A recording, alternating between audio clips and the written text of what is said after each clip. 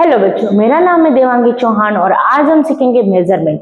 Measurement जो है ना बेटा, बहुत इंटरेस्टिंग टॉपिक है जो आपको थोड़ा सा हार्ड लगता है, बट अगर मैं आपको है ना बहुत अच्छी तरीके से, जैसे कि डेली लाइफ एग्जांपल को मैं यूज करके मैं आपको पूरा जो है ना वो सिखाऊंगी। जैसे कि ये मेजरमेंट ऑफ डेज, मतलब कौन से महीने में कौन सा डे आता है, वो सारी चीजें बहुत अच्छे से करवाऊंगी। बस लास्ट तक बने रहेगा, ठीक है।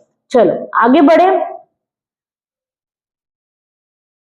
ओके, तो अब मेजरमेंट किसे कहते हैं? अब measurement is a result usually expressed in a number that can be obtained by a measuring quantities, length, weight and each of an object। किसी भी ऑब्जेक्ट की कैपेसिटी, वेट, लेंथ, सारी चीजों को अगर हम नंबर्स में नापे तो उसको हम बोलते हैं मेजरमेंट, ठीक है। बहुत सिंपल चीज है। चलो आगे बढ़े। तो 1 डजन का मतलब क्या होता है? अगर आपने कभी केले लेने कोई गया होगा ना, तो आपको पता होगा 1 डजन दे दो, आधा डजन दे दो। तो 1 डजन का मतलब क्या होगा? 12 नंग।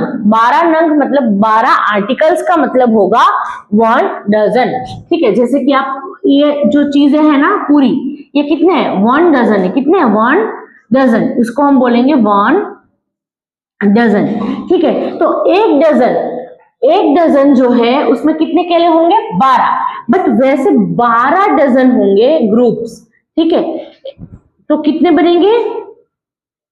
ये 3 और 3 6 7 8 9 10 11 और 12, ऐसे 12 केले के ग्रुप होंगे ना, उसको हम बोलेंगे 1 ग्रोस। क्या बोलेंगे? 1 ग्रोस, ठीक है। और एक ग्रोस में कितने केले होंगे?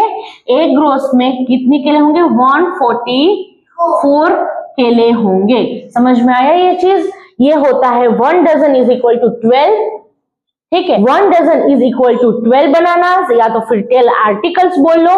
और 12 आर्टिकल्स के 12 ग्रुप हो जाएंगे ना, तो वो बनेगा 1 ग्रोस, ठीक है।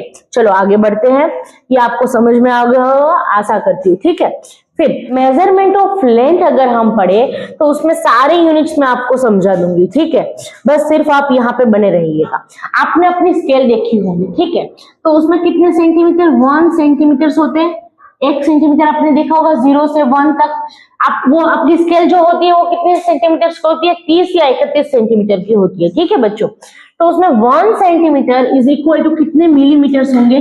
तो 10 मिलीमीटर होंगे, ठीक है। देखो जैसे कि 1 2 3 4 5 6 7 8 9 एंड 10, तो 10 मिलीमीटर को जोड़ के कितने बनेंगे? 1 सेंटीमीटर का यूनिट बनेगा।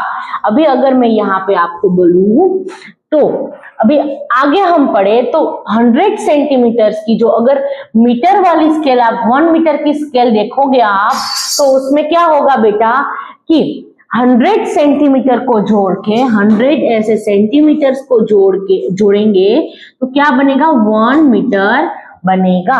फिर अगर हम देखें कि 1000 मीटर अगर हम देखें ना, तो 1000 मीटर को हम जोड़ के कितना बनेगा? 1 किलोमीटर बनेगा। मतलब कि जो आपके पास, आपने अगर टेप देखी होगी, अगर आप वहां गए होंगे ना कपड़े खरीदने, तो वहां पे जो मीटर वाली टेप है ना, उसको अगर हम 100 बार एक के बाद अगर हम रख लेंगे ना, तो जब 1000 बार हम उसको ऐसे रखेंगे तब जाके 1 किलोमीटर बनेगा। तो अभी मैं आपको है ना इसको आसानी से यहाँ पे वापस लिख देती हूँ ताकि आपको समझ में आ जाए, क्योंकि 1 किलोमीटर जो किलोमीटर से बेटा वो सबसे बड़ा यूनिट है। क्योंकि जब हम गांव से दूसरे गांव में जाते हैं तो हम उसको किस में यूज करते हैं? किलोमीटर्स में यूज करते हैं। जैसे कि यहाँ पे अगर मैं देख लूं कि 1 centimetre is equal to 10 millimetres, ठीक है। फिर 1 metre is equal to 100 centimetres और 1 kilometre is equal to 1000 metre. समझ में आया बेटा? चलो आगे बढ़े। अगर हम लेंथ का एक एग्जांपल छोटा सा ले ले, तो यहाँ पे लिखा है कन्वर्ट 6825 मीटर्स इनटू किलोमीटर्स। मतलब मीटर्स को हमें किस में कन्वर्ट करना है? किलोमीटर। तो पहले ही हम देख लें कि 1 किलोमीटर इज इक्वल टू कितने मीटर्स होते हैं, तो 1000 मीटर होंगे।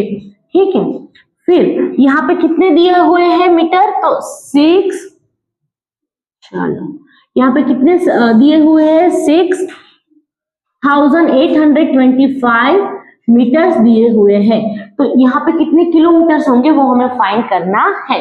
तो कोई बात नहीं, हम क्रॉस मल्टीप्लीकेशन कर लेंगे। 6825 मल्टीप्लाई बाय 1/1000।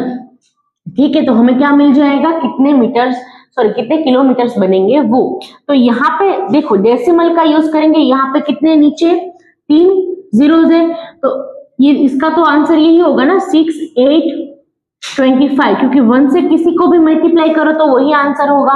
फिर यहाँ पे हम डालेंगे 1000, तो यहाँ पे कितने जीरो है, 3, तो 3 के बाद क्या आएगा, पॉइंट आएगा 1 2 एंड 3, तो 6.825, ये हमारा क्या हो गया, आंसर हो गया 6.825 किलोमीटर।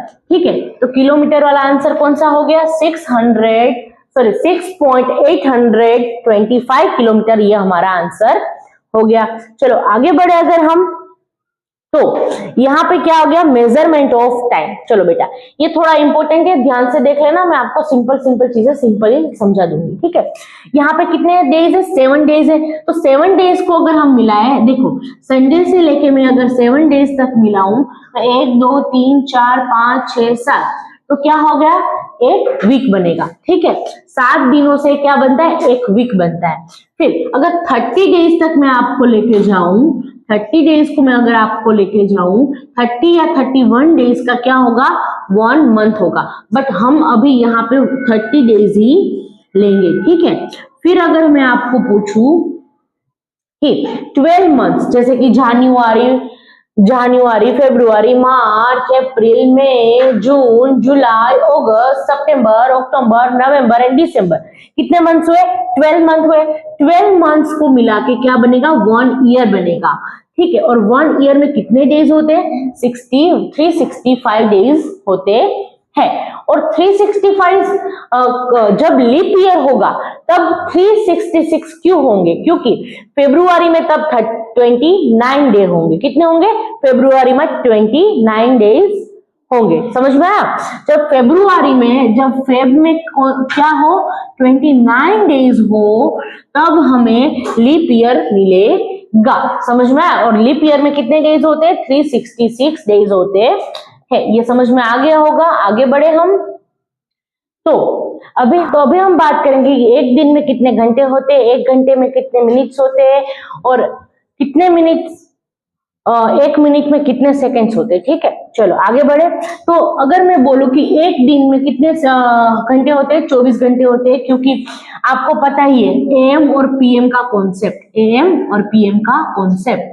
ठीक है, तो एएम मतलब कि 12 बजे के बाद क्या हो जाता है, पीएम बन जाता है, और दूसरे सुबह के 12 बजे के बाद वो एएम बन जाता है। मतलब 12 और 12 घंटे को मिला के क्या मिलेगा, हमें 24 घंटे मिल जाएंगे। समझ में आया। चलो अभी यहाँ पे मैं आपको बता दूं, तो ये है ना वो मिनट हावर है और मिनट हैंड है, और ये जो है ना वो कौन सा है, हवर हैंड है। ठीक है, मतलब कि जो हवर हैंड होता है वो छोटा होता है, और जो मिनट हैंड होता है वो बड़ा होता है।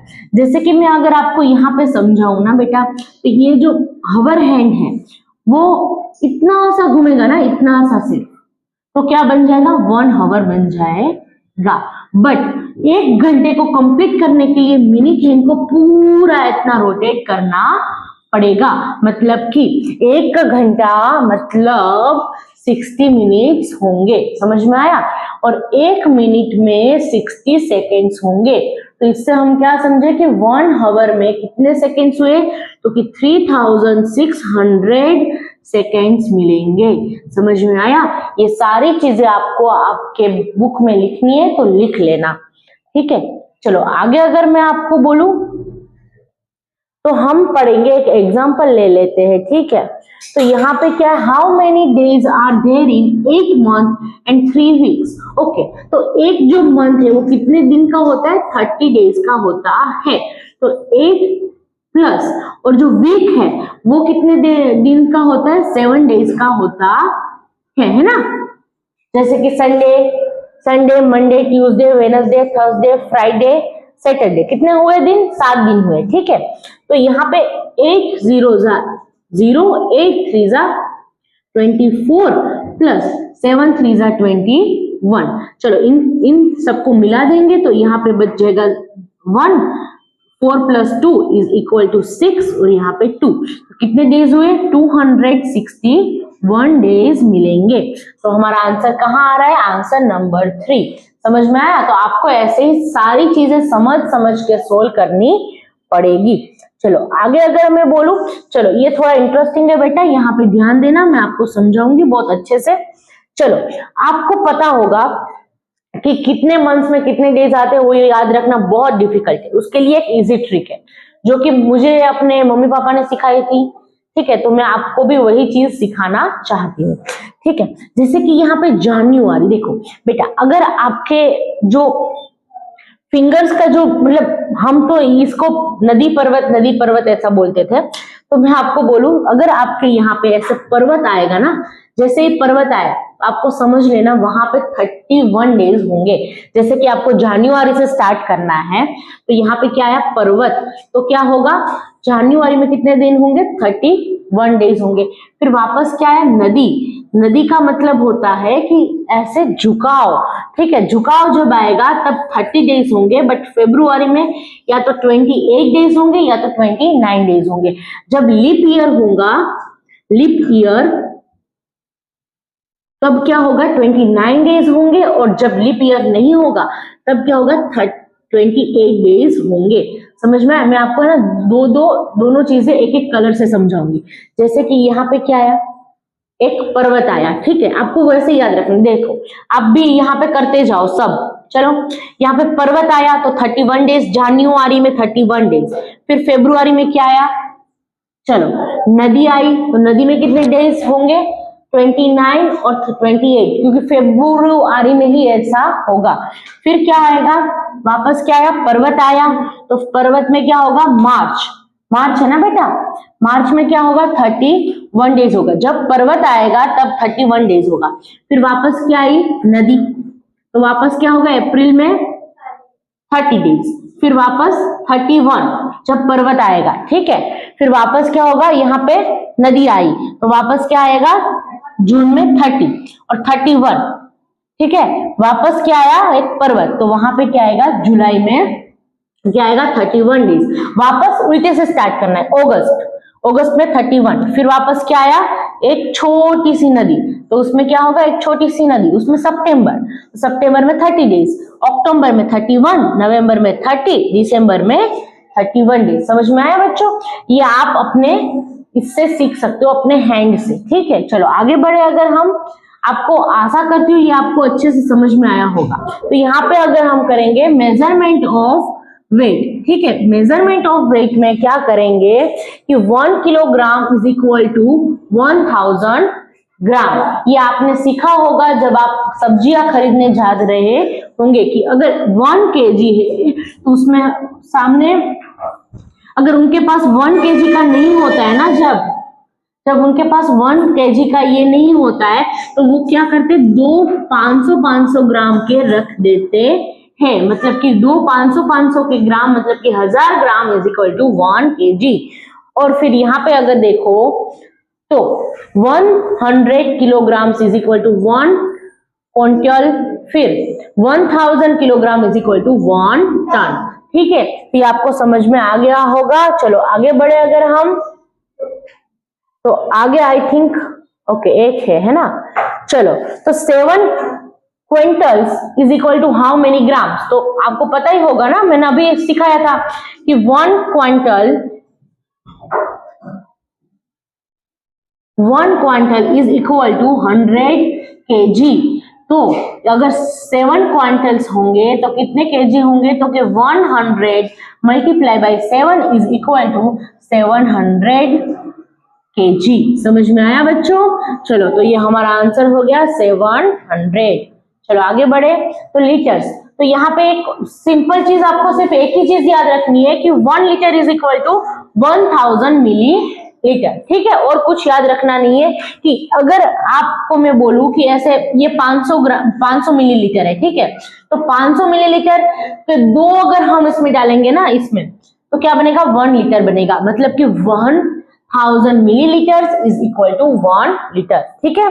चलो आगे कोई क्वेश्चन है? नहीं है। चलो आज के लिए बस इतना ही, फिर हम कल मिलते हैं, ठीक है, बाय।